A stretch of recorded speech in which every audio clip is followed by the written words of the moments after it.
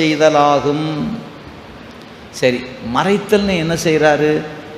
மறைத்தல் போகத்தை நுகரும் அளவும் அதனிடத்தில் சுவை தோன்றுமாறு நிறுத்தலாகும். இந்த பொருள் அனுபவம் நமக்கு வேணும்னு வச்சுக்கோங்களேன். அந்த பொருளால் வருகிற விளைவு உங்கள் அறிவுக்கு தெரிஞ்சதுன்னா நுகர மாட்டீங்க.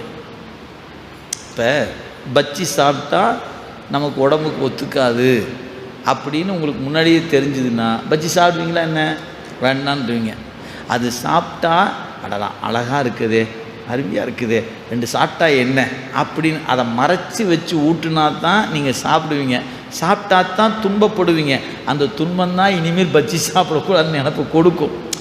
அது மாதிரி தான் இந்த மறைத்தல் என்பது என்னன்னு கேட்டிங்கன்னா, ஒரு போகத்தை நுகருகிற பொழுது அதன் மீது இருக்கிற விருப்பம் உங்களுக்கு குறையாமல் பார்த்துக்கணும். ஏன்? நீங்கள் அந்த பொருளுடைய விளைவு என்னன்னு உங்களுக்கு தெரிஞ்சிருச்சுன்னா போக நுகர்ச்சியில் நாட்டம் இல்லாமல் போயிடும். அந்த நாட்டம் வரலன்னா கொடுத்து பயனில்லை. நாட்டம் இருந்து கொடுத்தா தான் அனுபவத்தில் திருத்தம் வரும். நாட்டம் இல்லாதவங்களுக்கு கொடுத்தா திருத்தம் வராது. அதனால் சாமி என்ன பண்ணுறாரு? மறைச்சி ஊட்டுறாரு. ஊட்டுவது எப்படி ஊட்டுறாரு? மறைச்சி ஊட்டுறாருங்க. அதான் மறைத்தல். போகம் நுகருகிற காலத்து அது சொல்லி பாருங்கள். போகம் நுகரும் அளவும் அதனிடத்தில் சுவை தோன்றுமாறு நிறுத்தலாகும்.